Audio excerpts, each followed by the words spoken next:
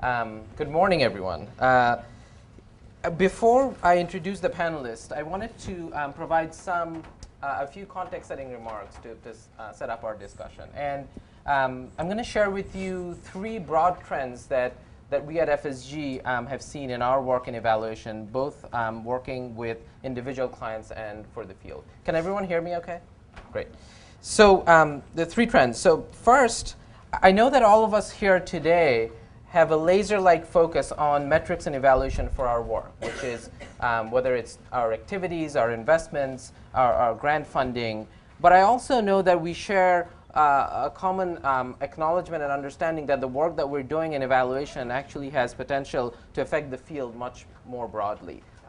All of these organizations that are represented on the panel are doing their individual evaluation work, but are also working on issues that have an effect on the field. And one of the trends that we at FSG have seen over the last couple of years around evaluation is this approach on shared measurement systems. Shared measurement systems allow both providers and recipients of funding, whether they are philanthropic or investment capital, to agree to a common set of metrics and standards and to learn from their peers. IRIS, which all of you know, is a great example of a shared measurement system.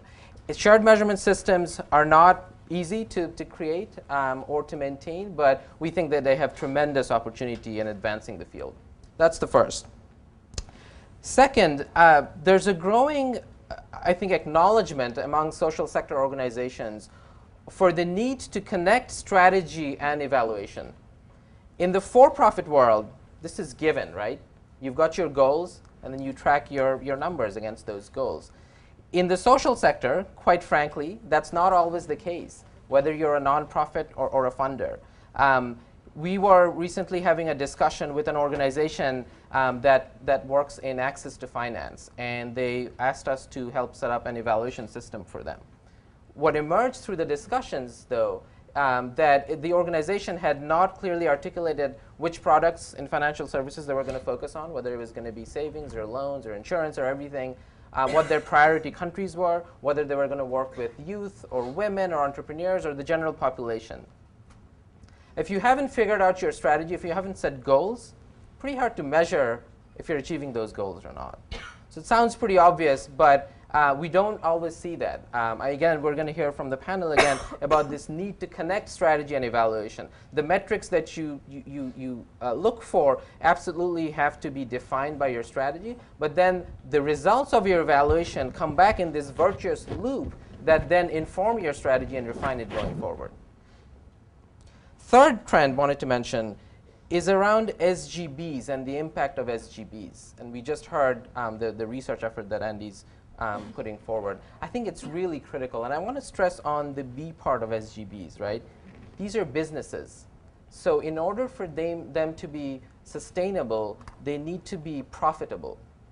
And the work that we've been doing at FSG around shared value, which is this idea that corporations have a unique opportunity to create both social and business impact simultaneously, drives that point. It's the likes of Walmarts and other large companies that are not just doing shared value, but are putting efforts to measure shared value. It's also social enterprises like d.light that need to be profitable, but whose mission is creating social impact. And so this confluence of combining measuring business and social impact, how do those business activities actually help you achieve social impact is really important. The jury is still out, frankly, on the large macroeconomic development efforts or impacts of SGBs. I think we all here have a hypothesis, have a strong belief that SGBs play a strong role in not just improving individual lives, but also in helping countries as a whole, developing countries, move up the ladder. But we need to do more work in that. And the more we can get into this mindset of creating and measuring business and social impact simultaneously, I think helps us advance toward that goal. So I wanted to, again, share those three trends, the opportunity of shared measurement systems, the need to connect strategy and evaluation, and the challenges and the work that we still need to do in measuring business and social impact simultaneously. So with that, let me turn to our star-studded panel here today. I think we've got a tremendous range of expertise represented here, both in terms of types of organizations and individual experience. As I was going through the bios, and you'll hear those, I realized that every single one of our panelists today have multi-sectoral experience, a combination of both private, nonprofit, and public sector experience. And I think that will make for a fascinating conversation. So to my left here, Nancy Lee has been a general manager of the Multilateral Investment Fund at the Inter-American Development Bank since 2011. Between 2009 and 2011, Nancy was Deputy Assistant Secretary for Western Hemisphere at the U.S. Treasury Department. She was responsible for managing Treasury's engagement on economic and financial issues with Latin America, the Caribbean, and Canada. In 2008, Nancy spent a year on sabbatical as a visiting fellow at the Center for Global Development, focusing on the future of regional integration in the Western Hemisphere. Before her sabbatical, Nancy was Deputy Assistant Secretary for Europe, Eurasia, and the Western Hemisphere at Treasury. Also at Treasury, she was Director of the Office of Central and Eastern Europe, Director of the Office of Mid-East and Central Asia, and Deputy Director of the Office of Asian and Near East Nations. Nancy is a member of the Council on Foreign Relations, and she received the meritorious Executive Presidential Rank Award in 2001. Nancy, thank you for joining us. Thank you. To Nancy's left, we have Wesley Wilson, who is Senior Director for Corporate Responsibility at Walmart International. Wesley works with Walmart's international business units to develop their approaches to responsible business, including strategic philanthropy, women's empowerment, hunger and nutrition, ethical sourcing, and sustainability efforts.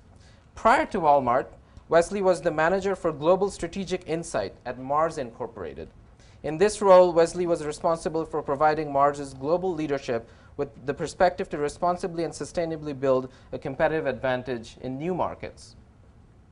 Before that, Wesley directed the Global Development Commons Initiative, a finalist for the 2009 Service to America Medal, to bring social media and enterprise tools to the U.S. Agency for International Development. He also served as Senior Policy Advisor to the USAID Administrator. Wesley also helped to start the Millennium Challenge Corporation, MCC, that I'm sure many of you are familiar with, and participated in the negotiation agreements with multiple governments. He's also worked in international and legislative affairs at NASA. Wesley, thanks for joining us. Thank you. Left of Wesley, we've got Margot Brandenburg. Margot is Associate Director at the Rockefeller Foundation. At Rockefeller, Margot works on program initiatives that pertain broadly to economic development, including managing the foundation's efforts around impact investing. Margot has been also responsible for managing an exploratory initiative on green jobs, which focuses on models for using energy efficiency retrofits and other areas of the clean economy to create and sustain good jobs for low-income workers at scale. Before joining the foundation, Margot worked in the fields of microfinance and community development finance. She's held positions at ShoreBank, the Microfinance Information Exchange, or MIX, and the African Development Bank. Margot has also advised microfinance and community development institutions in the US and Africa. She chairs the board of Brooklyn Cooperative Credit Union. And then finally, we have Donn Tice. Donn is chairman and CEO of the social enterprise d.light. Donn's accelerating the achievement of d.light's goal, the bold goal of improving lives of 100 million people. Donn has been a d.light advisor since March 2008, a director since November 2008, and chairman since 2010. Donn has 30 years of experience in consumer products, clean technology, and global distribution. In his work as an entrepreneur, Donn has raised $100 million in capital. His passion for the base of the pyramid consumers began as a United Nations fellow, and Donn was also mentored by the late C.K. Prahalad. As founder of Sustainable Solutions, Donn accelerated consumer venture capital-backed portfolio companies. As CEO of startup Nanotex, Donn's team expanded distribution to 90 brands in 30 countries through 100 distribution partners. And as CEO of Winterland, Donn grew sales from 30 million to 110 million.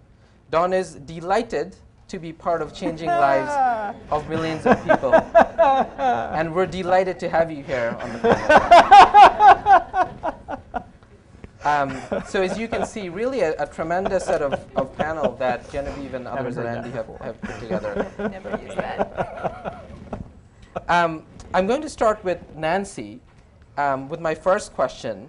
And Nancy, the Multilateral Investment Fund invests in about $1 million to $2 million of average size of investment, which, as we know in the global development field, is not very large. I'm curious to hear, with that investment size, how do you think about your projects achieving systemic impact? Thanks so much. And I am delighted to be part of this very rich and diverse panel, and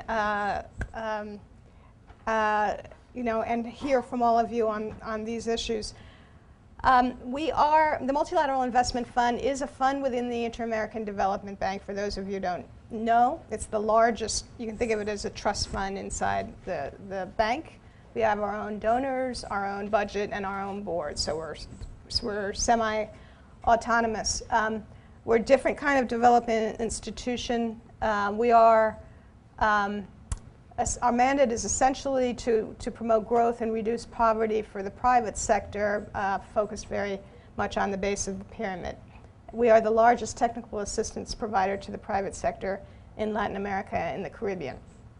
And it's absolutely accurate that our projects tend to be quite small. But I would say of all of our challenges, the smallness of our finance for each individual project is actually not a problem for the following reason. First of all, it's very important to make a distinction between a development institution that serves the public sector versus a development institution that serves the private sector. So if you're financing the public sector, size matters a lot. If you're essentially trying to bear part of the fiscal burden of financing a social program, a conditional cash transfer program, or an education program, or a health intervention, the more that you provide in terms of finance, it's very much correlated with the power of your intervention. That's not what we do.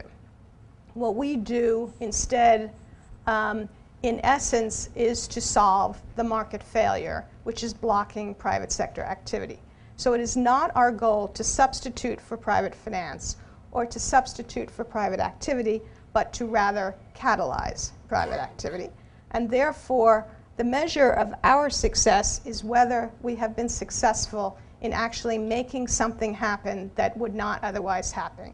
Forming a market, building a sector, completing a value chain, solving a collective action problem, filling a skills deficit, bringing people together that would not otherwise be brought together. And it turns out, if that's what you're trying to do, $1 or $2 million can do a lot.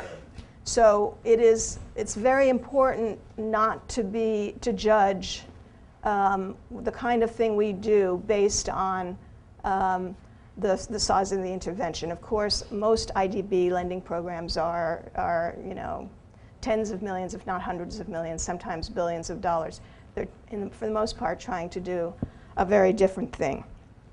The second thing I wanted to say is that critical to our success is our ability to bring several different kinds of interventions together, what you might call a compound intervention. It is almost never the case that we can achieve something significant by just doing alone. Actually, most of what we do is grants. 70% of our operations are grants. Then the next biggest category is equity, not lending. We actually do a fairly small share of what we do through lending. And the kind of equity we do is high-risk equity. It's early-stage equity. It's the kind of equity, precisely the equity that you can't get from the private sector unless somebody else goes first. Our donors are actually quite tolerant of risk. This is something else very unusual. And so we don't have the problem that we present a project to our donor committee and they say, "Are you crazy? You're exposing us to a huge amount of risk." So, in answer to the question, so where have we had systemic impact? So if you define it in that way, you essentially want to define the creation of a new market or a new sector as systemic impact. So let me talk first about microfinance. I'm sure you just had a conversation with David Rubin. I'm sure you talked about microfinance. Well, we have very consistently and comprehensively intervened in microfinance all over Latin America and the Caribbean. But we have done this in a variety of ways. We have done a lot of grant financing to help microfinance institutions put in place sustainable lending models, viable lending models, commercially viable lending models. We've done a lot of technical assistance to help regulatory authorities regulate microfinance so that it's not strangled by excessive regulation, but it's still prudentially sound. We have done equity investments in many microfinance institutions and in microfinance funds, and we have done some lending. So it turns out at this moment, 1 out of 4 microfinance clients all over the region has benefited in some way from an intervention from the Multilateral Investment Fund, even though those interventions are in the $1 to $2 million range. So that was building a sector which 10 years ago was very small, very commercially non-viable, and dominated by NGOs. And now we have microfinance institutions all over the region that are doing, in total millions of microfinance loans. And I would have to say, those institutions are not largely suffering from the same kinds of problems we've seen in other places like South Asia, where some of these institutions have hit a wall. Venture capital is another one I'll mention, which is, people don't necessarily think of public development institutions as very involved in venture capital. We have been. We've done many, many projects in venture capital. We've helped set up venture capital funds all over Latin America and the Caribbean. We are now actively invested in something like 45 funds, and we are now finally, after a lot of intervening financial crises, starting to see some exits and some returns. So, and again, we did a kind of compound intervention. We trained fund managers. Actually, the shortage of fund managers is maybe the most binding constraint in trying to do venture capital.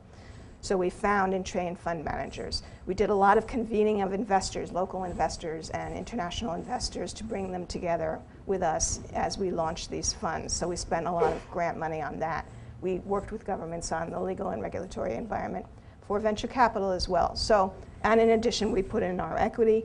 And again, 1 out of every $5 invested in venture capital funds in Latin America and the Caribbean comes from the MIF. So you can do a lot if you really concentrate on a consistent, comprehensive approach, and you do many interventions over time. And I would just end by saying we're still kind of pushing the envelope, and 2 areas where we're very interested in moving forward and we're launching projects are microinsurance and microfranchising. Microfranchising could be a very powerful tool for this region. It's very limited at the moment in Latin America, and we think we can move that forward.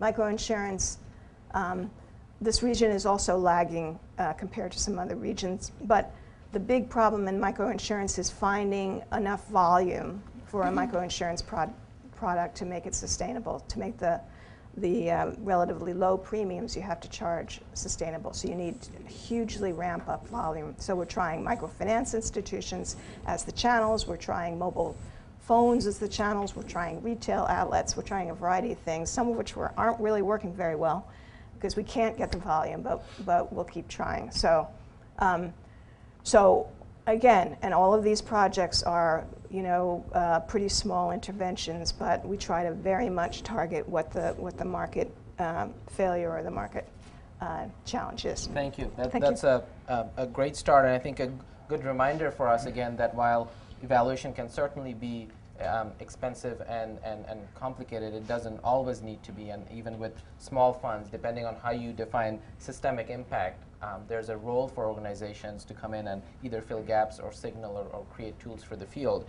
And with that transition, I want to go to Margot. The foundation, the Rockefeller Foundation, has been critical in supporting IRIS, the impact reporting and investment standards. And I want to hear from you a little bit about Where is IRIS going next? What are still some challenges that exist? And how do you feel like, again, this is creating impact both for individual SGBs and for the field? Sure, thank you, Adeeb, and thanks to Genevieve and to Andy for including me. Just a disclaimer, which I feel compelled to put out. I do not represent the Foundation's evaluation unit. We do have a unit, and I have been part of work that has been evaluated through third parties, but my primary role at the Foundation, and I think the reason that I'm here, is because we have had for the past 4 years a dedicated initiative whose objective is to accelerate the development of an impact investing industry. So similar, Nancy, to the way you described MIF and IDB's role in seeding a sector of microfinance, of venture capital in Latin America, we have had the ambition, or some might say the hubris, to try and accelerate a global impact investing industry. And it is a strategy that has had 4 components. The first has been to help build collective action leadership, and that's primarily through networks like ANDE. In fact, we are a proud original co-funder of ANDE, also the Global Impact Investing Network, which houses IRIS, and other networks. The second strategy has been sort of market architecture, and that's really where IRIS and also GEARS, and these are, I know, an alphabet soup that I'll come back to, but some of the social performance measurement architecture and other forms of industry architecture like social stock exchanges and other public and private goods and services. So that's the second. It's networks, it's sort of market infrastructure. The third has been building and scaling intermediaries. And we do that through grants for R&D, but also a portfolio of program-related investments. And we're actually co-invested with MIF in a couple of funds. And the fourth strategy is basic policy and research. So some of those are more and less relevant for today, but I do just want to put out there that we have been trying to play a role of steward for the industry, and that's the sort of capacity that I'm here in. It's not as the Foundation's evaluation officer per se. But with that context, IRIS and GEARS and this whole issue of social performance management has been a really critical part of our overall strategy. And frankly, it was a surprise, I think, to a lot of us. We spent much of 2007 and 2008 convening current and aspiring impact investors. And at that point, the term hadn't existed. So people weren't using that term, but they were placing capital and wanted to do more of it. And they were high net worth individuals, foundations, folks within banks, and even fiduciary investors like pension funds. And we said to them, what do you need to place more capital more efficiently and more effectively? And we didn't know what we would hear, but we were surprised that social metrics was the top of the list. And we weren't sure, honestly, what exactly to do with that. And I think the people that were giving us that feedback were similarly not even sure what they meant. They just knew that if this was a universe of activity where you have one axis that's financial return, or there might be a third axis on risk, depending on how you think about the relationship between risk and financial return, but there's a whole other dimension of sort of social and environmental impact. People were fairly aware of the fact that we don't have the ability to distinguish or differentiate between hues of impact. And so that quickly became a really prominent part of our strategy. And it started out, and we again were sort of trying to accelerate the marketplace from the perspective of the buy side or the supply side of capital, right? Folks like us that were in the IDB that are making active investments.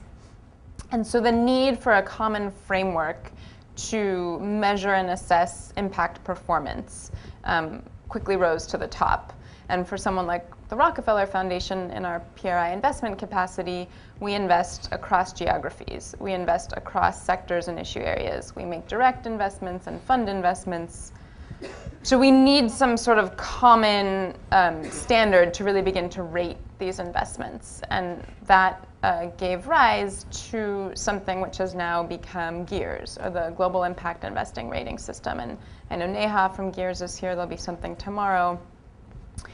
But in the course of setting out on that journey, we encountered one of our investees, the Acumen Fund, who was working at that time with Google and Salesforce to develop the how of performance management, right? So if for investors who are often a little bit farther, the question was the what. For folks like Acumen and Root and a lot of the ANDE fund members, the issue was that they were getting a bunch of kind of junky Excel spreadsheets every quarter, and they were all in different formats, and it was really hard to compare what they were getting against targets, to watch it trend over time, to even benchmark it against other portfolio companies. And so the imperative was really on a how, and that gave rise to a system that is now called Pulse. And Beth from Pulse is here. It subsequently got migrated to Apex. But that's the sort of the nuts and bolts of the how, the management information system. And we realized that those things, they serve different purposes, and we should be clear about that, but they all require a common building block, and that is a language and a set of definitions, or a taxonomy, to use a really wonky word. And that the data that fund managers and general partners were collecting should be the same, or at least closely related to the inputs that would go into sort of an algorithm that would help investors situate their investments on this continuum of impact. And that in addition to needing a sort of a vocabulary or an equivalent to what IFRS does for financial accounting, industry benchmarks would serve the whole industry as well as individual investors. And at the intersection of that, the sort of LP and GP needs, to invoke somewhat investor-specific language, was how IRIS was formed. And it initially got launched with, again, the support of Acumen and Rockefeller and B-Lab, with a lot of support from Deloitte, who I know is here, and really buy-in and input from the beginning from ANDE. And it's now housed at the GIN and is sort of several iterations into the taxonomy. And so it is both that reporting standard, or a language, and a set of industry benchmarks. Great. So quick follow-up there. What's sort of the next version of IRIS, and what are the challenges that you've come across to date in terms of how it's being implemented?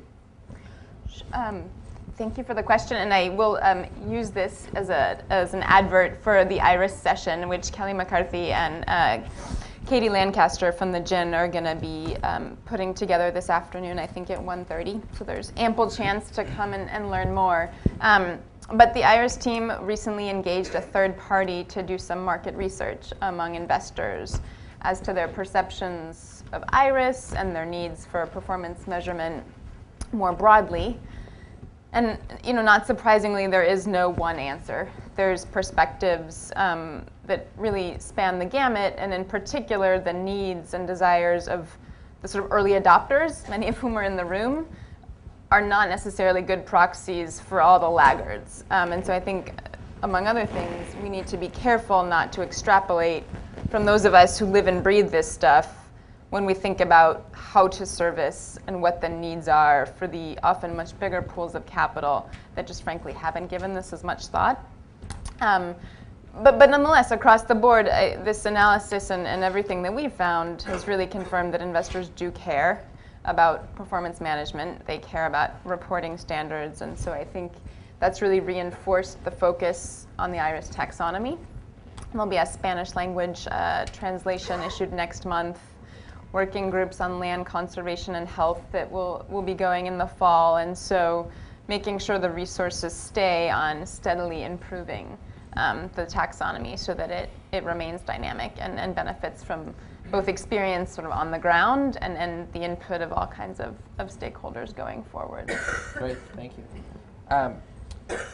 Wesley, let me turn to you. Sure. And take a different angle on this. So, as one of the largest multinational companies in the world, Walmart, you are also thinking about social impact. Mm-hmm. Tell us a little bit about why does Walmart think about social impact? It is a for-profit company. How do you think about social impact, and the earlier trend that I mentioned around the need to have both business and social impact simultaneously? How are you going about measuring that? Sure. Good morning. Thrilled to be here, thrilled to be a part of ANDE, and excited about the work that this group is doing and the thinking that's going on around measurement and evaluation of social impact. Let me give you a little bit of context about Walmart. So how many of you shop regularly at Walmart? All right, one, okay, 2, 3, 4, good, good. How many of you worked at Walmart? Often there's someone, okay. So, so Walmart in the US is about, Walmart stores, as you know it, is about 50% of our business. Sam's Club is about 25% of our business. Both of those operate as independent operating units. We have a third operating unit, the last 25% of our business, which is Walmart International, which is 11 different businesses that operates in over 27, well, operates in 27 countries under or over 60 banners, 60 different names.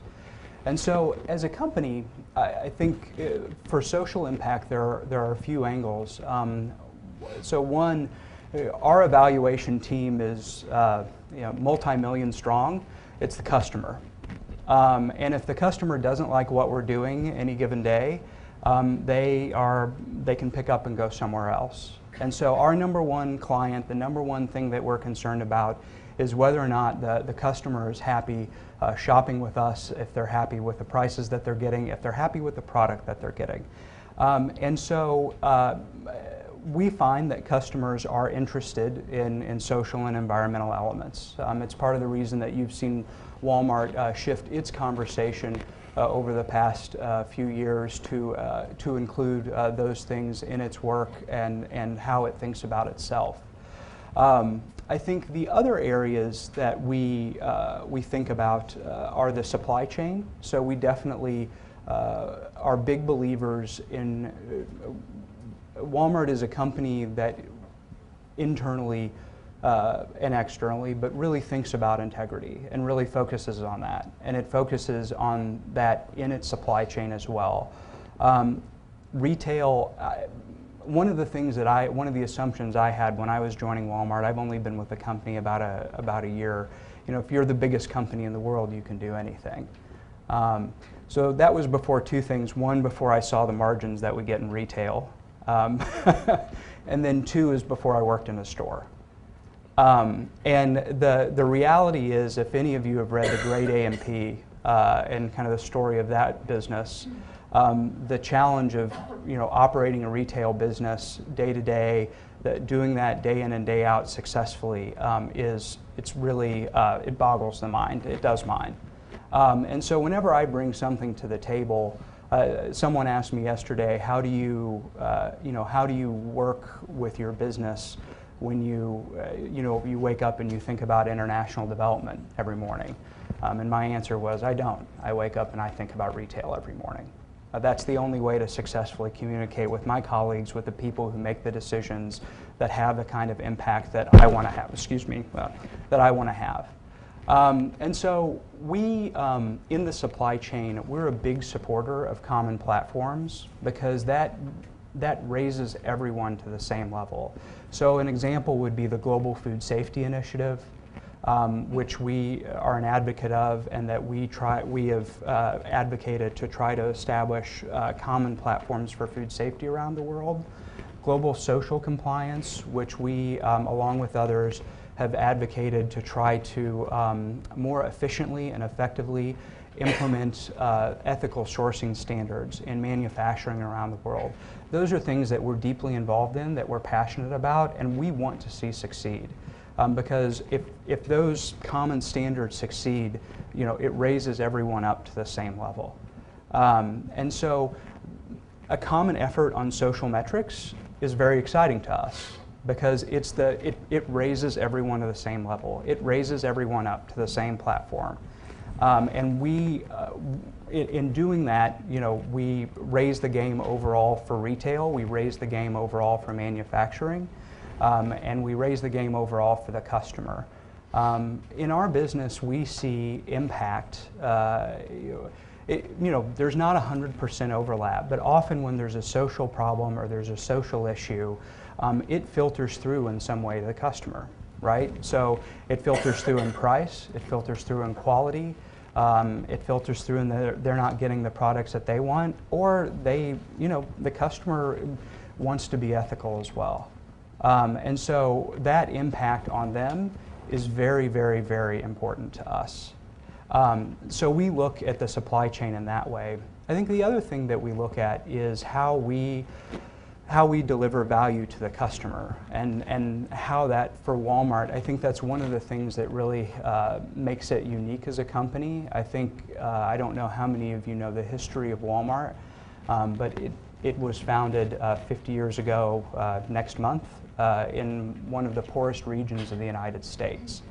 And the idea was to bring modern retail and an increased standard of living to an area of the United States that was underserved.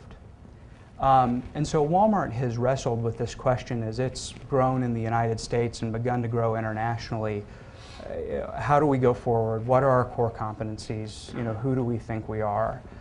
One of the conclusions has been that we have a lot to contribute to emerging markets, because what Walmart has successfully done has been a participant in the United States growth over the past 50 years and the increase in standard of living in the United States over the past 50 years.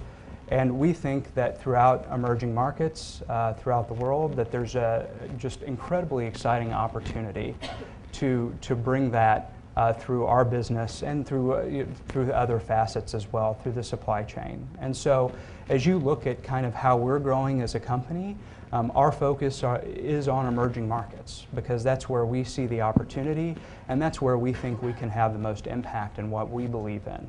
And so the emerging markets are critical to us. We see them as our future.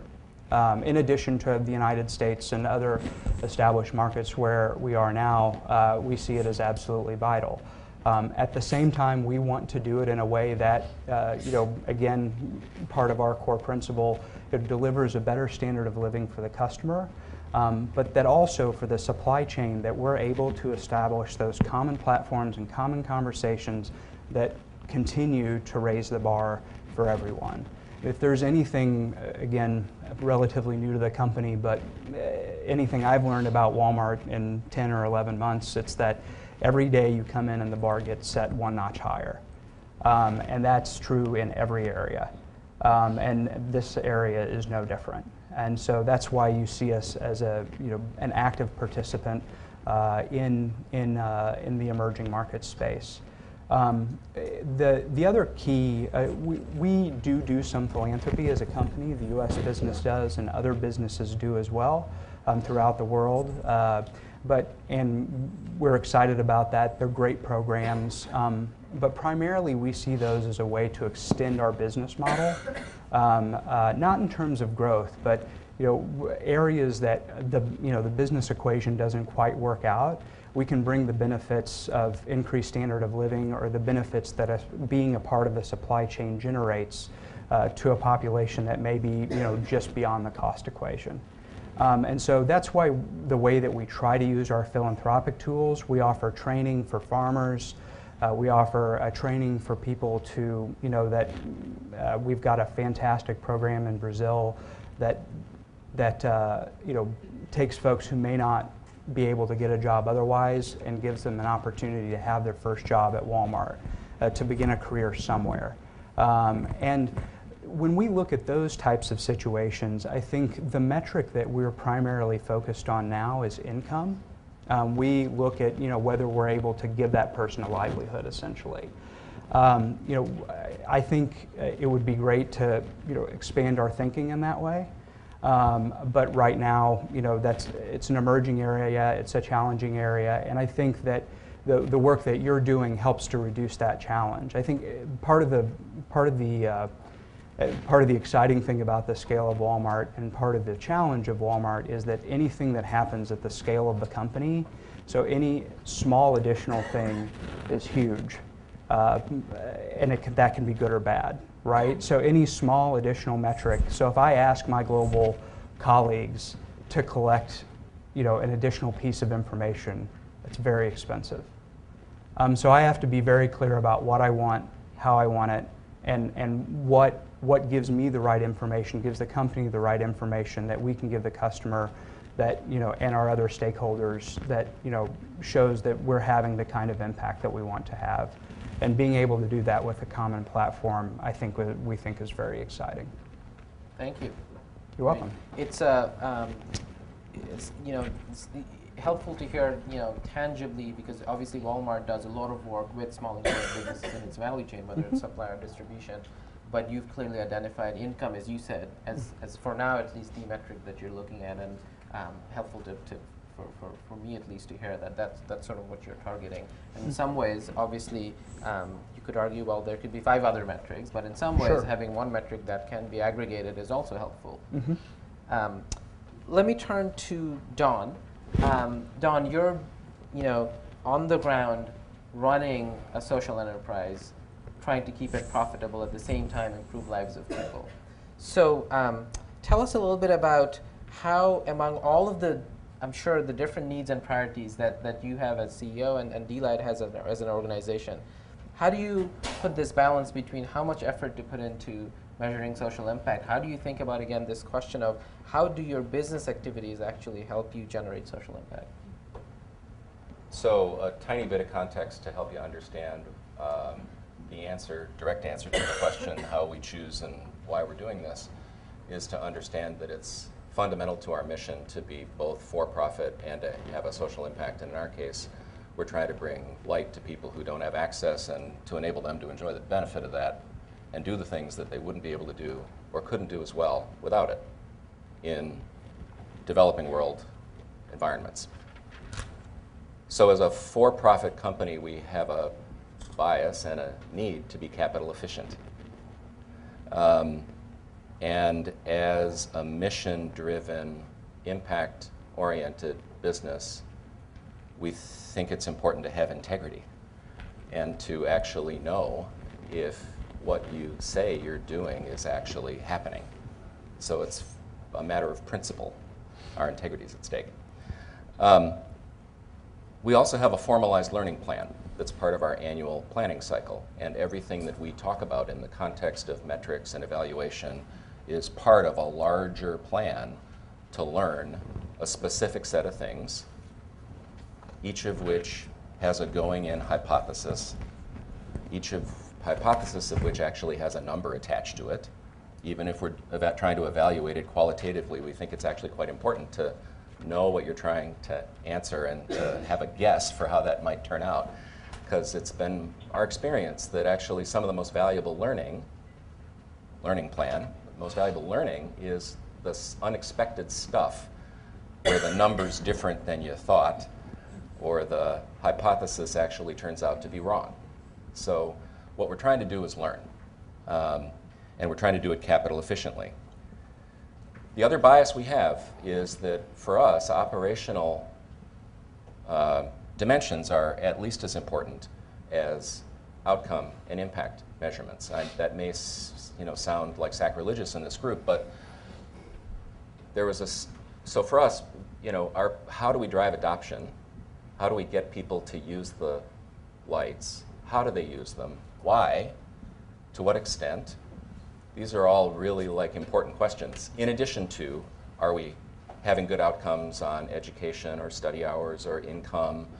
And is that ultimately having an impact that's measurable? Those are important questions to us too, but the operational parts are. There was a study recently released by a leading light in the field, Esther Duflo, around cooking stoves. And if you just looked at the conclusion, not much impact, you'd say, well, that's disappointing.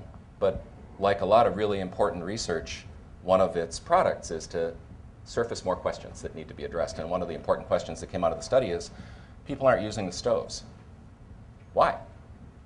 Is it because they don't see the value, or they don't understand the benefit, they need training, there's a technical problem, the substitutes are better or cheaper, they're behaving rationally and economically?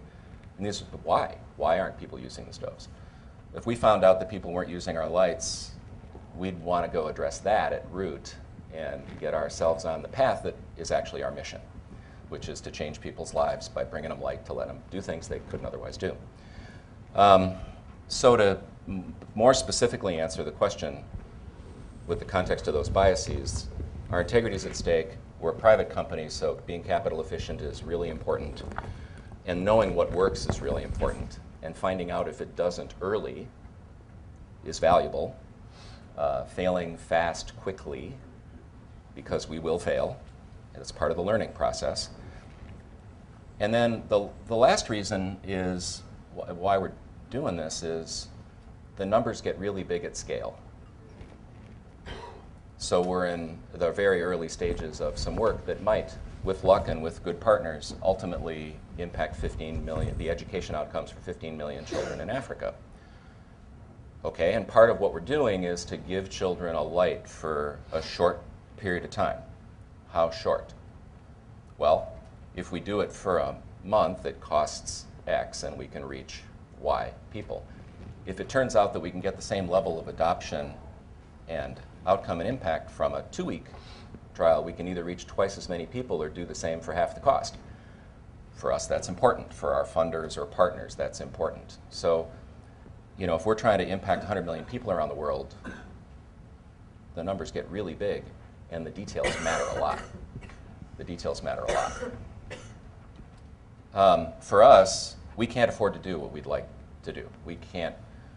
We're in some early developmental relationships with some, you know, very sophisticated partners who we really respect, and we can't just write a check for it. I mean, we're a private, small, reasonably small-scale for-profit company. We may be the leader in our little space of solar lighting in the developing world, but that makes us the tallest midget against a need of 1 billion people around the planet. So we just can't write a check.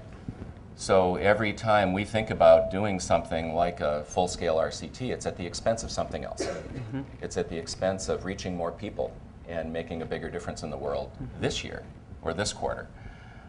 So it's really hard. We can't afford to do what we'd like to do, and therefore we rely on our relationships and our partnerships and collaborating with others who care about the same things, and trying to pool our experience and pool our understanding and pool our capital, leverage what they're doing, let them leverage what we're doing. It's the only way you can do it, practically speaking. Thank you. You mentioned, you know, thinking about challenges, Donn, that as it relates to RCTs or just in general, sort of heavy investments in evaluation you're not able to do because you've got constraints as a private entity, small private entity. What are some of the efforts that you are able to do currently? And maybe it's part of your day-to-day work, but how are you going about actually collecting the metrics that you are doing right now? Yeah, so our learning plan has, I think now, 13 or 14 specific things we're trying to learn. And we learn about them in all the ways across the whole spectrum, from stories and anecdotes and firsthand experience, because part of what we do is we actually require the management team to spend time in the field with consumers in their homes and businesses and have a specific goal around that that's part of their incentives. And I mean, we're actually quite serious about it. So we get firsthand observation and we document that. And because we've been doing this for 5 years now, we actually have a pretty good sized base of anecdotal information. Mm-hmm. So we're trying to cull through that and see what it tells us, and we're constantly setting aside time to evaluate in a systematic, time-dedicated, and reasonably rigorous way, what do we think this is teaching us? What have we learned? We do small-scale pilots in the field, and we do those in as disciplined a way as is practical given the circumstances we're in. It's not always possible to do a baseline before you do what would be called here an intervention. It's not always possible to have a control or practical to have a control. You'd like to do both of those things, but it's just not always practical, so you learn what you can. And we're in the developing stages of actually doing a full-on formal RCT. We need some partner and help with that we're actively looking for, but we're optimistic that we'll be able to do this. And then we also are active in development of something in between sort of field pilot and RCT level learning. But our belief and our experience has been that if we get our hypotheses clear anecdotally and qualitatively, and using really thoroughly vetted secondary sources that we actually think are close to true and might apply to us, if we leverage that experience and qualitatively and informally and quickly and iteratively learn in the field, that by the time we get to an RCT, it'll actually be a really good investment, because we'll have some experience that we're basing our hypotheses on. We'll have some, you know, reasonably good quantitative guesses going in as to how it might turn out.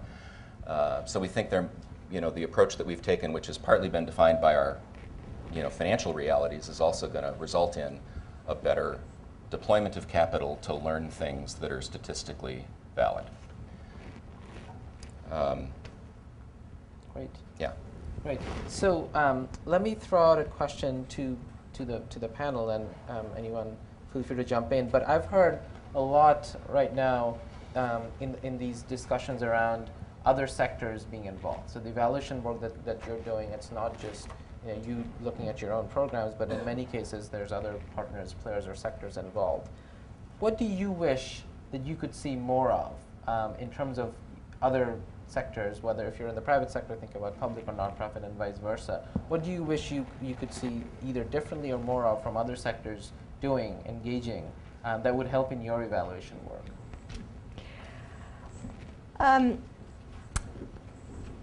Let me sort of pick up on your question, but also some of the conversation that we've been having on this question of how to do impact evaluation intelligently. And we have the same problem, which is, you know, if each of our projects is $1 million to $2 million, and an RCT costs $400,000 or $500,000, you know, it is a research trade-off. We've bitten that bullet, and we are determined to have impact evaluations for 25% of our projects. So what we're actually doing is, for every single project, we are contributing into a common pool to fund these RCTs. But we have a particular problem that relates to your question, which is a lot of our beneficiaries are firms.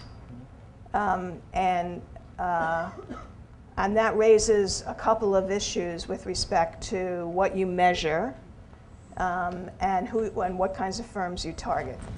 So why are we targeting micro and small and medium enterprises, MSMEs, like a lot of other development institutions? Well, we have a theory of change, and that basically is resting on three premises, really. Number one, that MSMEs employ the additional jobs or create most of the jobs in a developing economy. So MSMEs do most of the job creation.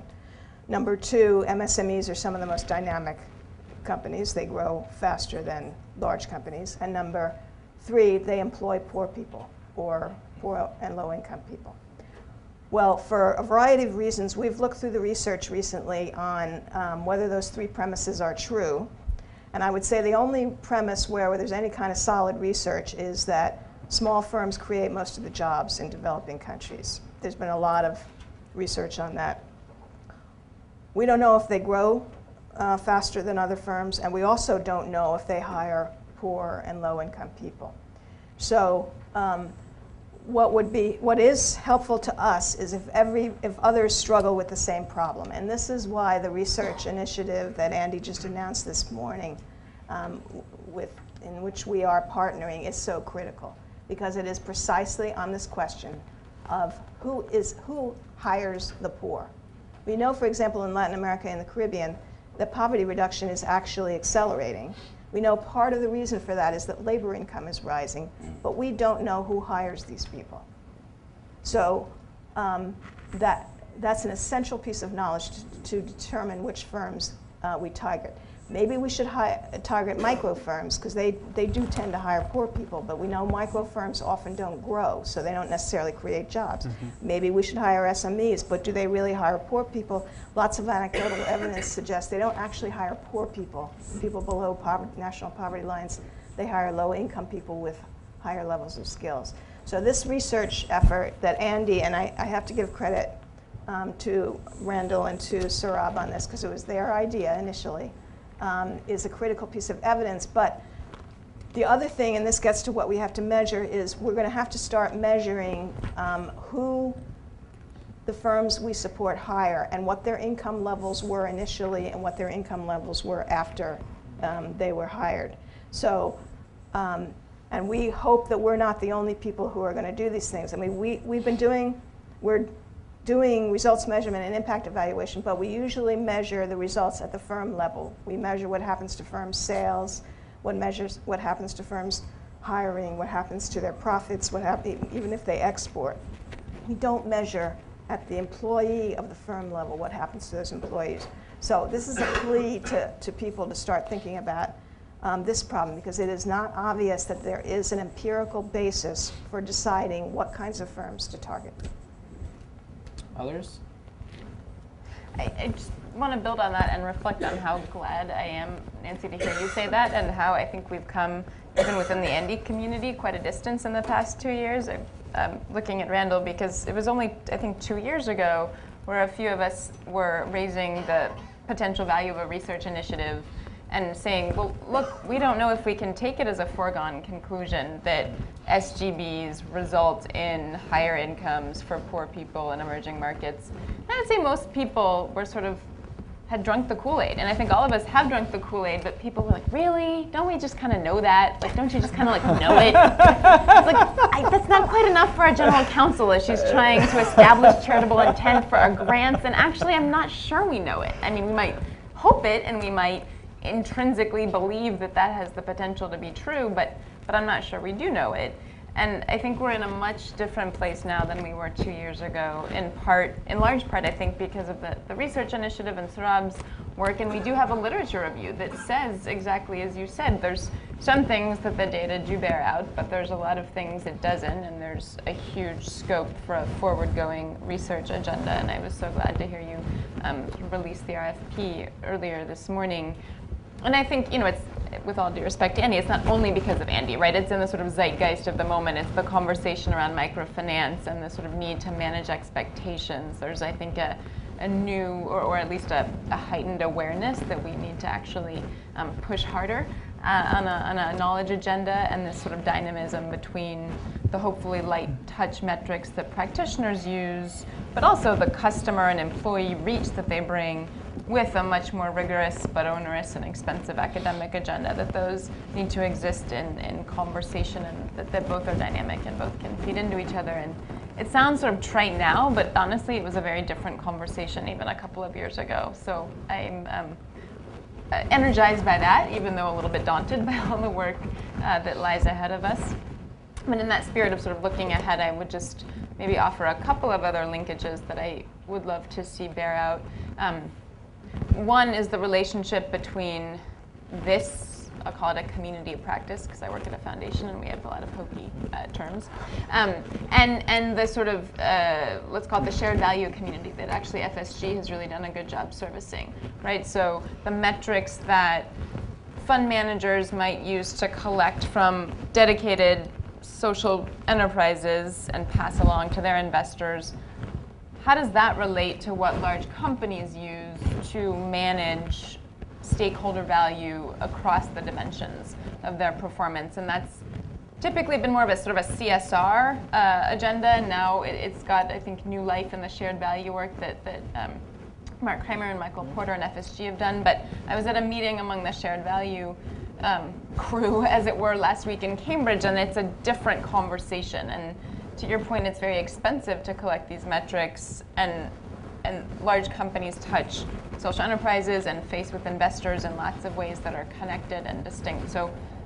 trying to build greater bridges between that large corporate conversation and this SGB and SGB investor universe would, I think, be very helpful, as well as obviously the academic connections that some of us have raised. But also, I don't know how many of you saw the Acumen Monitor report, Blueprint for Scale, that came out 6 weeks ago or so.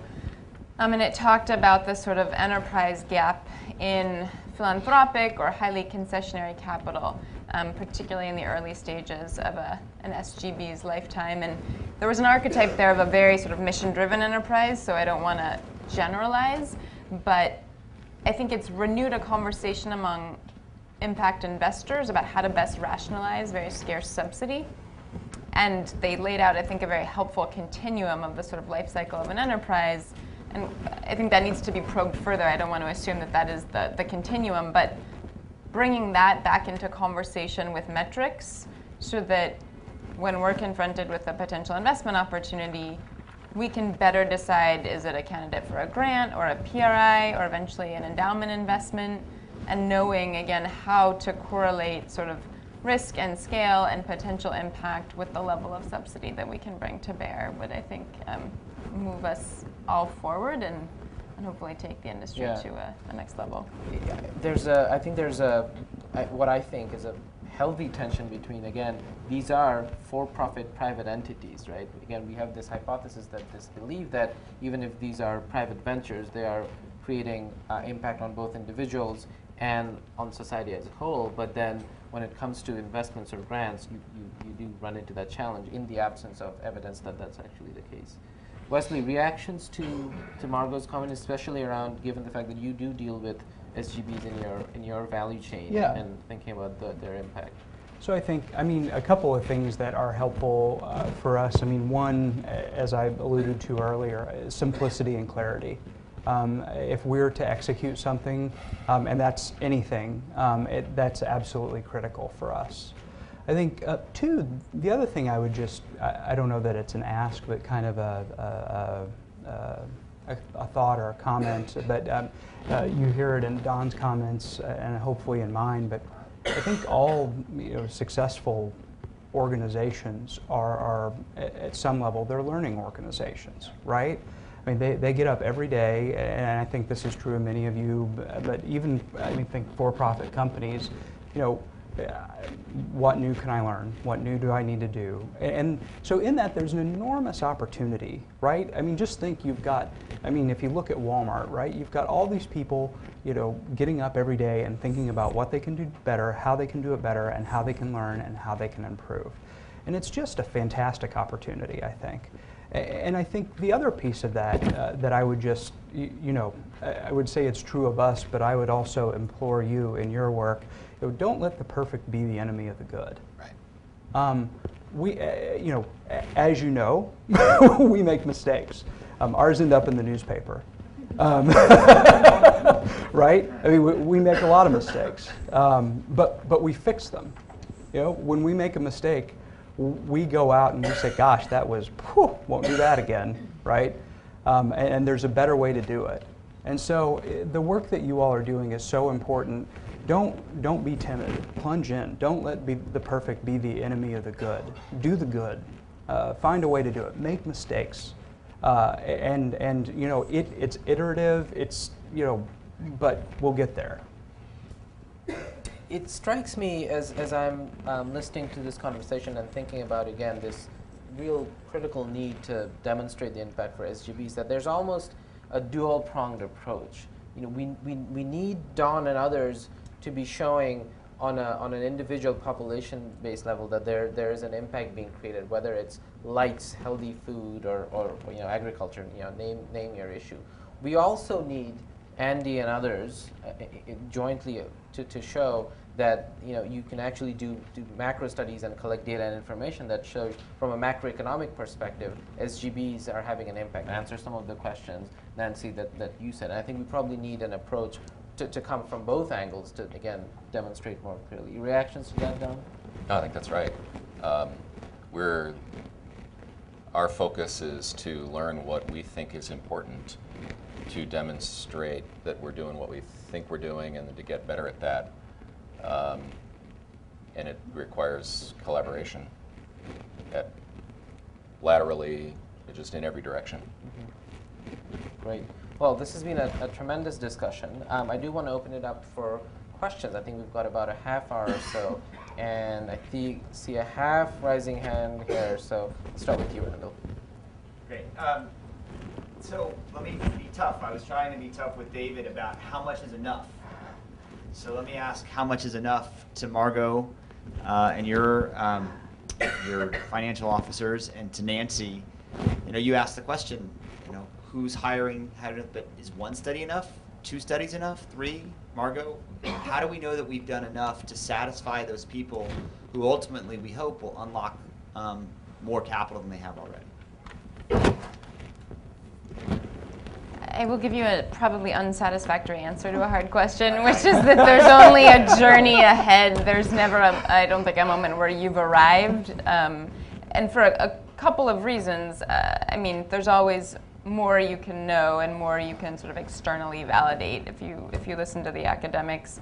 But there's also a dynamic nature of social change and poverty and the way that we understand lots of factors intersecting, and also the way we think about sort of well-being. And this is going to maybe leave some of you behind because it's a little bit hokey, but there's a whole conversation taking place at the foundation that our evaluation officers are actually spearheading about well-being and even transcending income of poor people as a measure of sort of human progress. So if you factor that in, it's like, oh Lord, we're never going to be done because the goalpost is shifting. But I mean, arguably that's appropriate, so I don't think that we should shy away from that.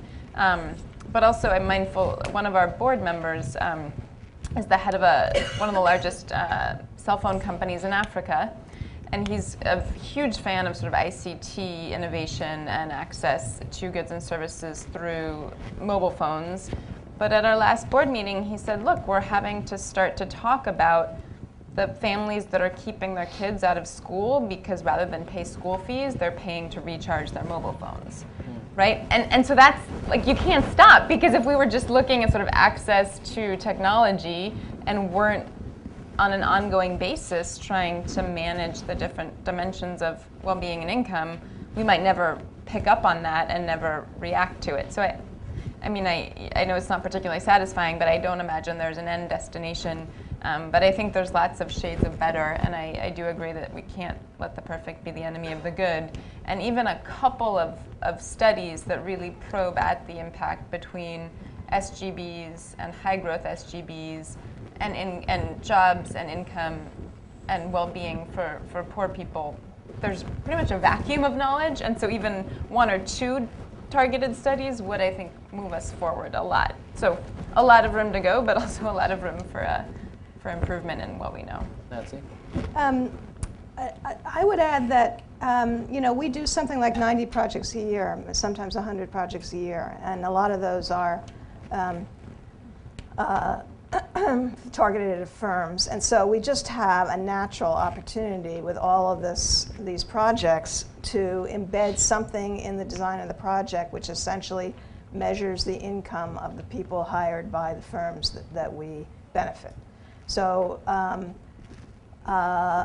we are changing very rapidly.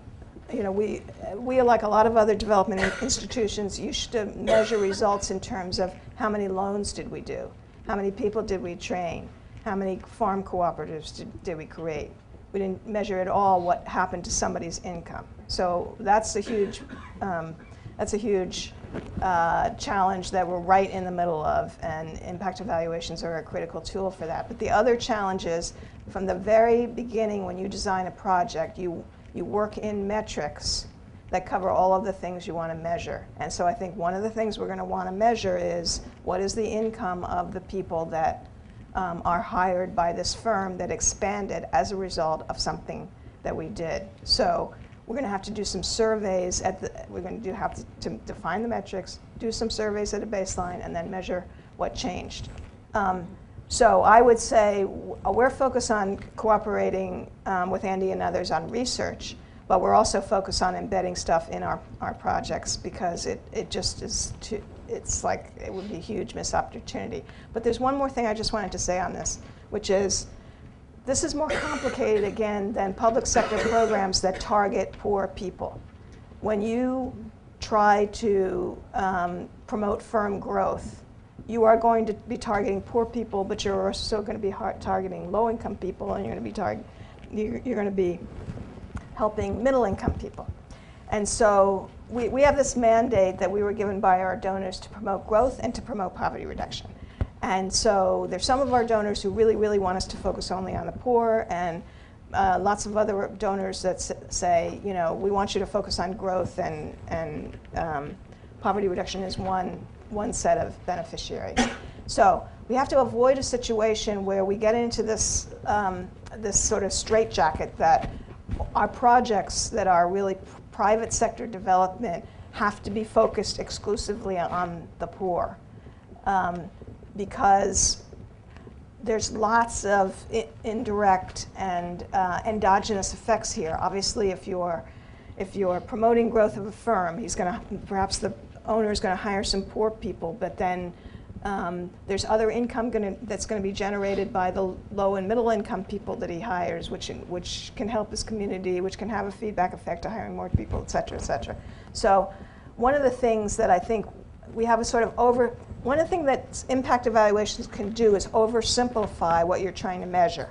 You know, it makes you figure out a very simple intervention, and then makes you figure out what is the thing that happened due to that, and all of these dynamic effects, get lost. So this is a challenge that we all have to face. We can't lose the complexity of private sector development. I mean, and I'll tell you just very specifically, in our organization, there's an independent evaluation office that's evaluating us, and their measure of whether we're reducing poverty is the beneficiary of the intervention poor? So if we do a microfinance loan, is the owner of the firm that receives the loan, is that a poor person? Well, of course, not many are. Because particularly micro-enterprises that grow tend to be owned by not poor people. So the other side of this coin is, unless we come up with these, unless we do the measurement and we come up with the right metrics, we have this risk of being handed metrics that really make kind of no economic sense. Before I go to the next question, what's the panel's reaction to that? Because I think that's a really important point.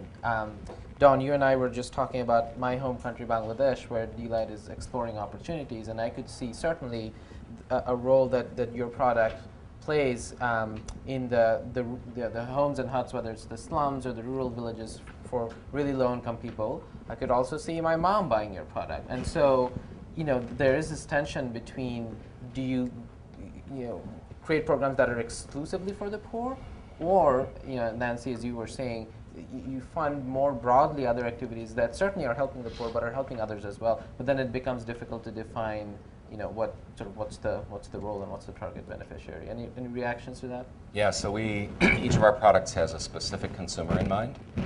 Our lowest and least expensive product is specifically designed for students, and so on up the line. But we actually think consumers will figure it out, and they'll decide for themselves in a way that's in their best interests and rational and economic. So we target a specific consumer, and then we let the market decide. And there's only so much we think we should do about that, actually. Turns out in the US, people buy our products on Amazon because in California we have earthquakes, and it's nice to have a kit in the event of one, or because occasionally people want to go camping and they want to use it for that purpose. That's a perfectly valid purpose. And actually, when we discovered that, we said, well, is that wrong? Is that bad?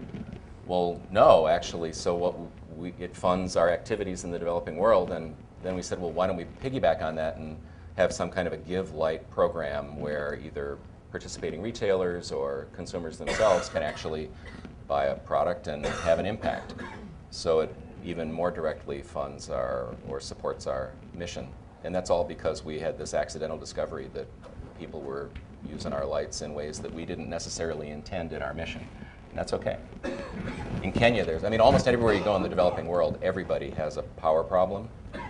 And some people are more economically able to address it than others. Margot?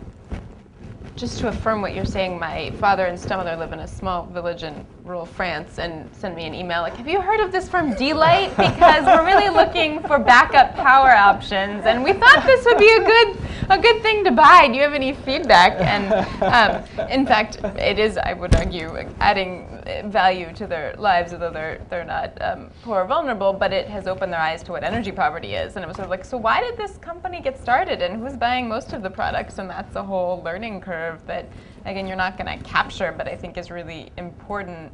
And so just to affirm what what I think everyone said, right? There's plenty of business models that use cross-subsidy to fuel their viability. There's plenty of sort of theories of change in the world that don't just center on poor people, right? There's gender empowerment, there's the environment, there's collective awareness of the challenges and opportunities that lie before us, and so I don't think we can means test these kind of investments the way we might have to or want to social programs. But Nancy, your point about this one metric getting sort of abused conjures up for me a lot of personal anecdotes as well, but among them I would say one of the risks that we hadn't foreseen, we being the foundation when we started to seed some of this sort of social metrics infrastructure, is that a lot of people wouldn't have gone through their own kind of theory of change. And so we thought, well, everyone's sort of figured out what they want to do in the world and is looking for the reporting standards, the benchmarks, the ratings, the MIS, whatever it is, to get them there. And then that was maybe true for the early few adopters that came and, you know, initially piloted what we were working on.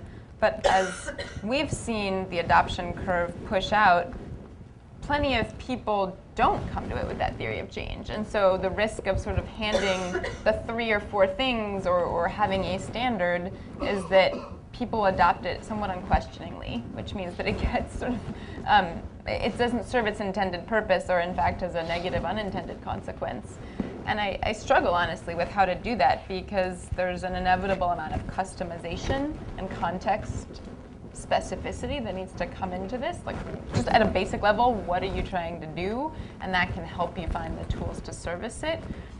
And I don't know how we serve what is inherently a customized or personalized need with a one off-the-shelf standard. And so I would love what anyone can sort of contribute by way of perspective about how to do that in a way that's viable and cost-effective, because it's not a need that we'd fully anticipated, and to be honest, I'm not sure it's a need we know how to service.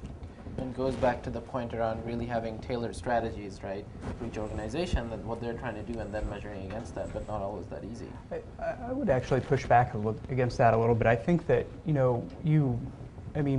so as I mentioned, in different markets we have different banners. We operate different formats and different kinds of stores. And so in some markets, for example, we would own what's roughly the Whole Foods equivalent. And own and operate.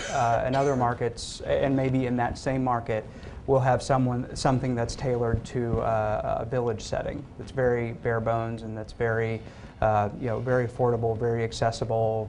Doesn't even a lot of the time have any lights because we use sun lighting to keep the cost down. He can supply you lights.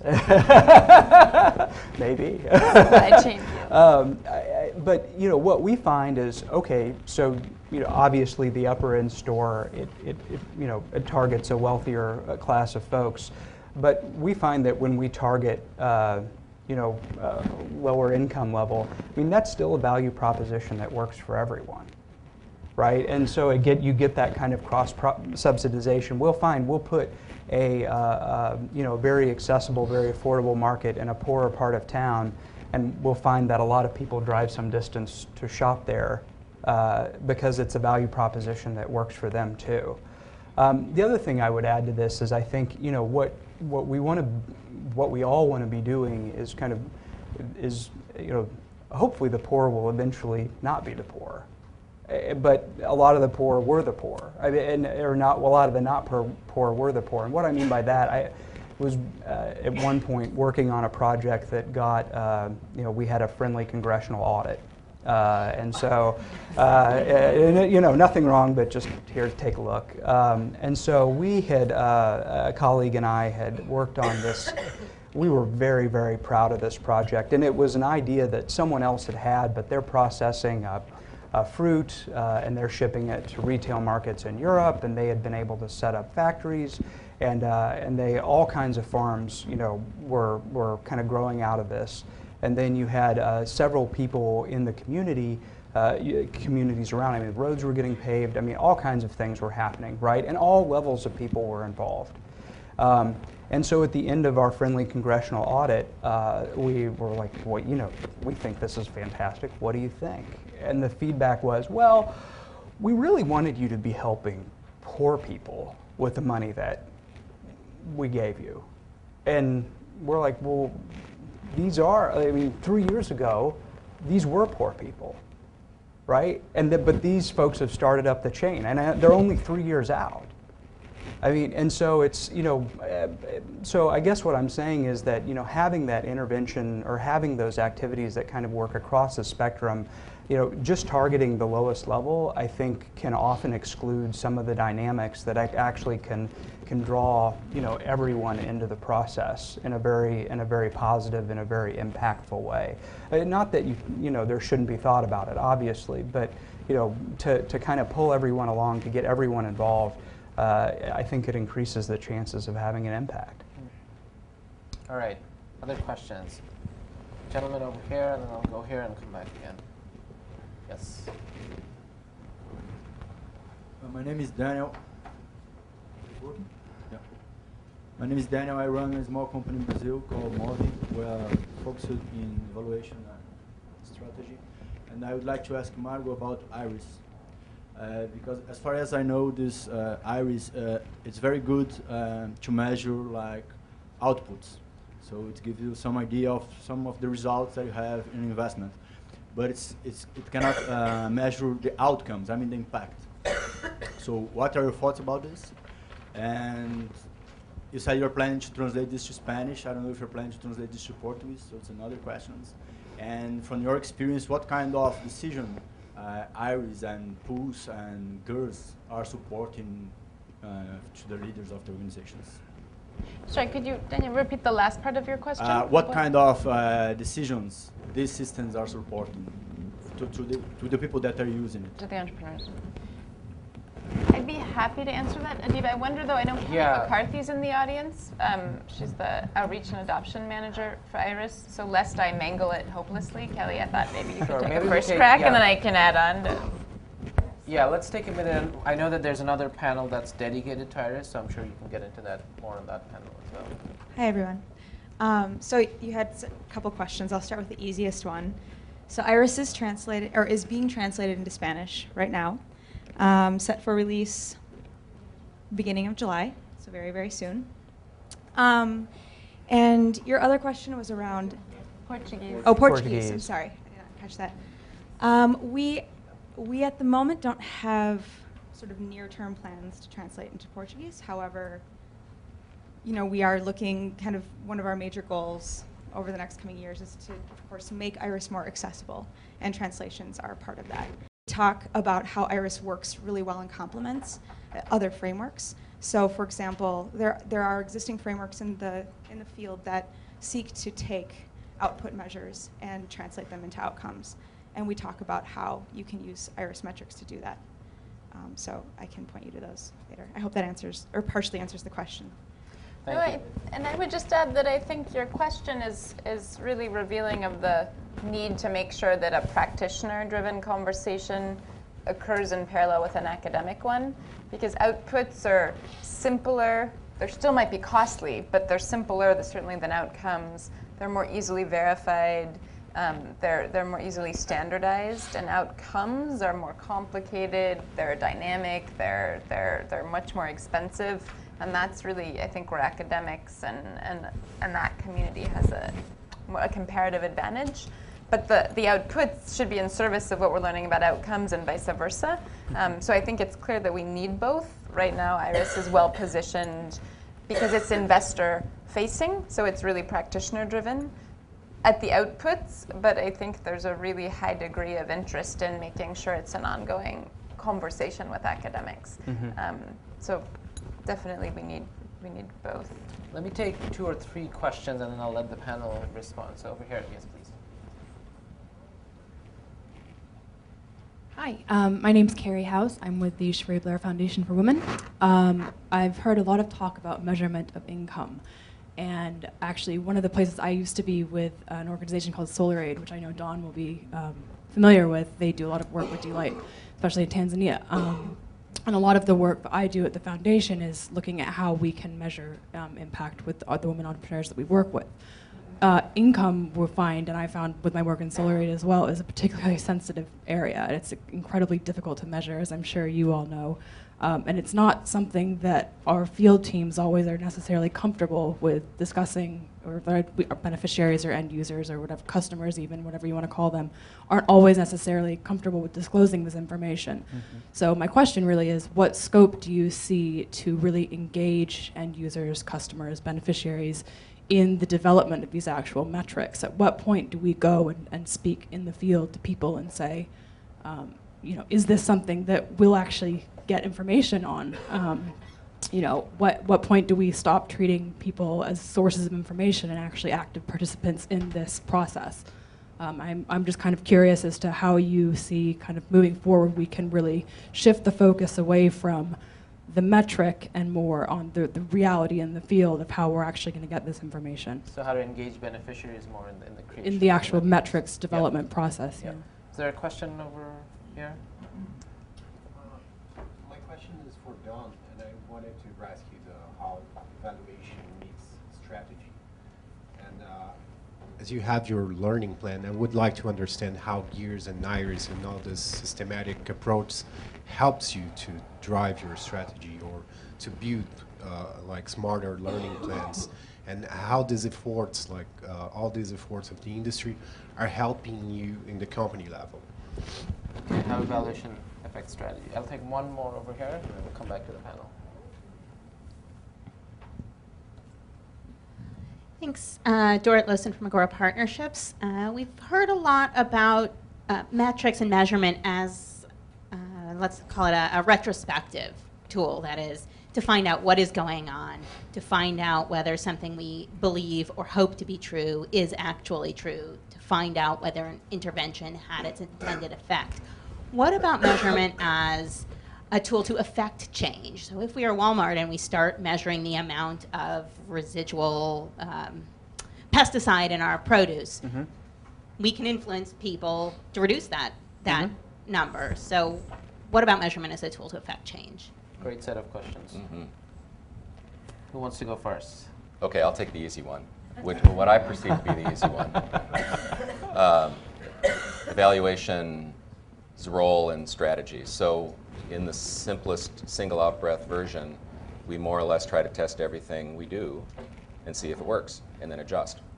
So we have a particular approach to access through 2,000 distribution points that are growing at 300 or 400 a month, and we think will be at 5,000 to 6,000 by year end.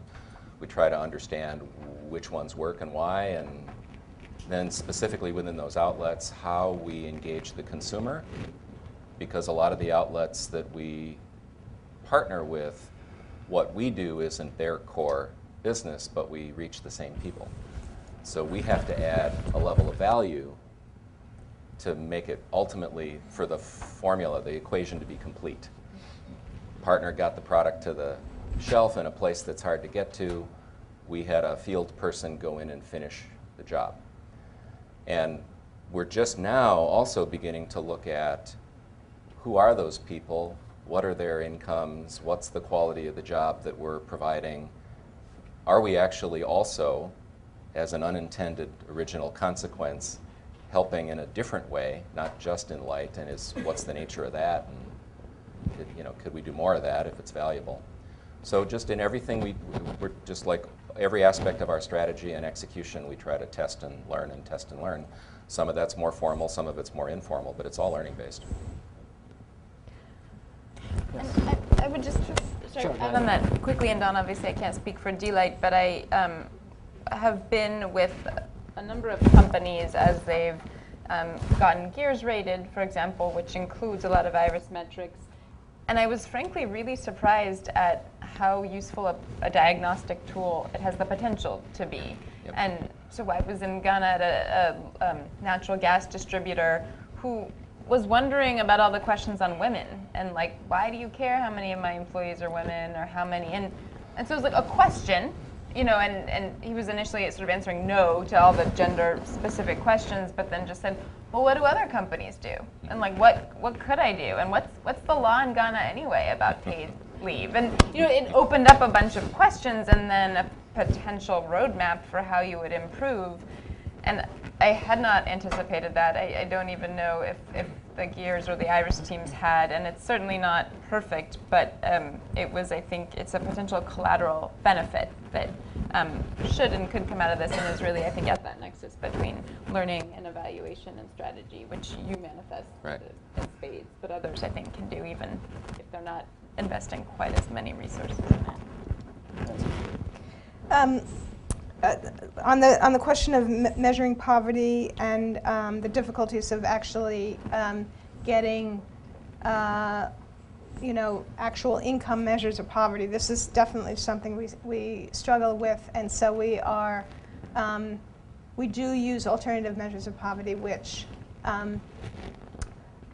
measure things that correlate with poverty, income poverty, like what is the roof of your house made of? What's the floor of your house made of?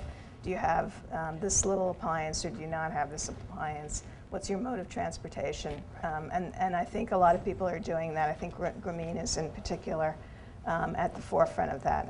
And so that's part of the kinds of indicators that are open to us as we measure poverty. I was just in Haiti last week, and we're doing an intervention affecting 25,000 mango farmers to help them both increase the quality and quantity of their crops. And so it's basically pretty much impossible, because these are really poor farmers, to ask them what their household income is. So it's essentially going to be the revenues from their mango sales every year, because that is the closest approximation to their total cash income. So on the question of evaluation affecting strategy and metrics affecting strategy, for us that's particularly relevant, because we have a whole range of interventions we have available to us, and we can do it across any number of sectors, and we can do it in any country we want. We actually are not constrained by our donors to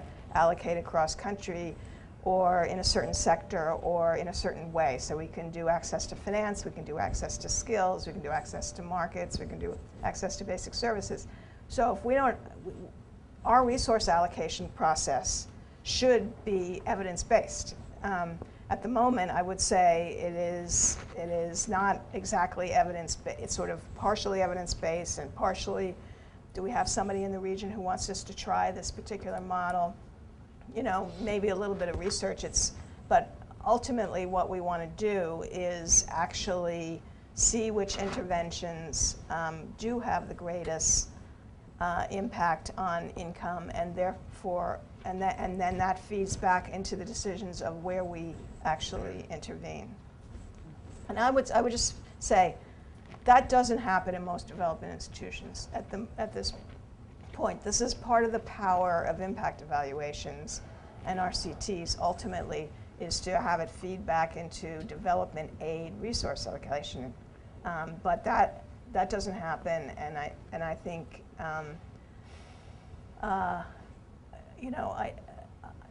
it's going to be hard to make that happen in a way that all of our donors will be comfortable. So we'll see. Wesley.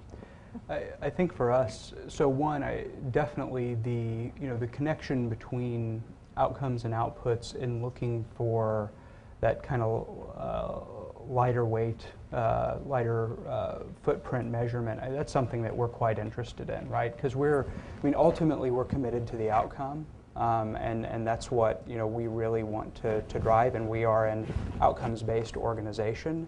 But if we can, identify. And we do this actually, I think, not,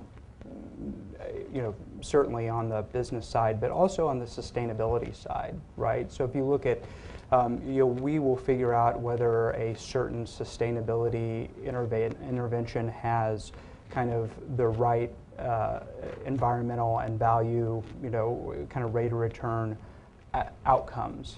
And then we'll figure out kind of what outputs correlate with the outcome, and then we look at the output, right? We don't try to measure the outcome every time. We try to understand that, and then we focus on kind of delivering the output as an organization. If we tried to measure the outcome every time, we'd tie ourselves in knots. And then I think on the strategy side, Yeah, I mean, you are what you measure, right? I mean, all of our resources are allocated by metrics, and the question is what metrics, and it's influencing those metrics and having the right conversations about those metrics that drives the organization and the resource allocation.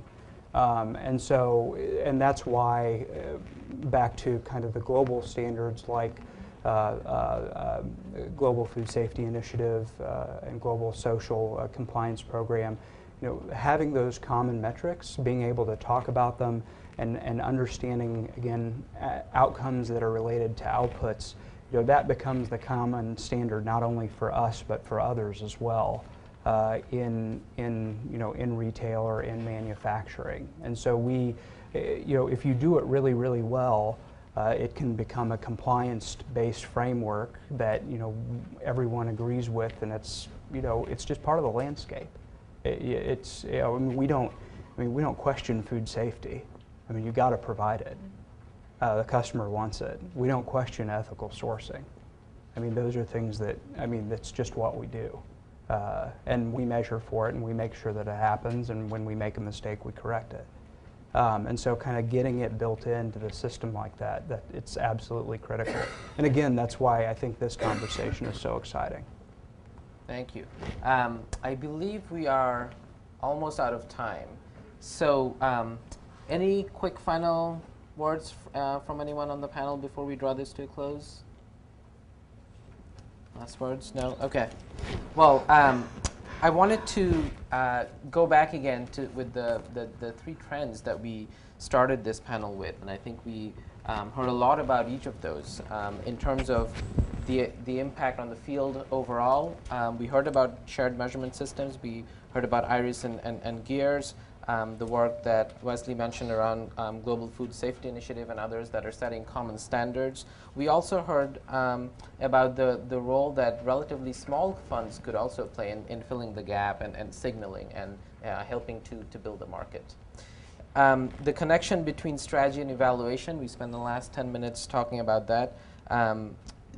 Donn mentioned failing fast, quickly, fixing the mistakes. I think evaluation serves a critical role, and you need to make sure that there is that tie back into strategy, because the metrics that are coming in need to serve the purpose of refining the strategy going forward.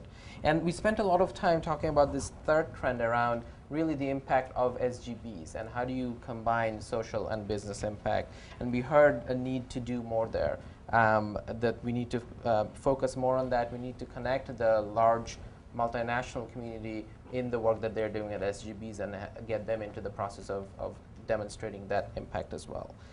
I hope that these are trends that we will continue to wrestle with and struggle with for the next couple of days and beyond, because I do think these are some of the sort of the biggest challenges that we're facing right now, but they also represent tremendous opportunities, again, in impact measurement around SGBs. I wanted to end with a quote from George Bernard Shaw. "The only man who behaves sensibly," he said, "is my tailor. He takes my measurements anew every time he sees me, while all the rest go on with their old measurements and expect me to fit them." The work around metrics and evaluation, it's not a one-time effort. It is a journey. It's a dynamic effort that you need to come back to.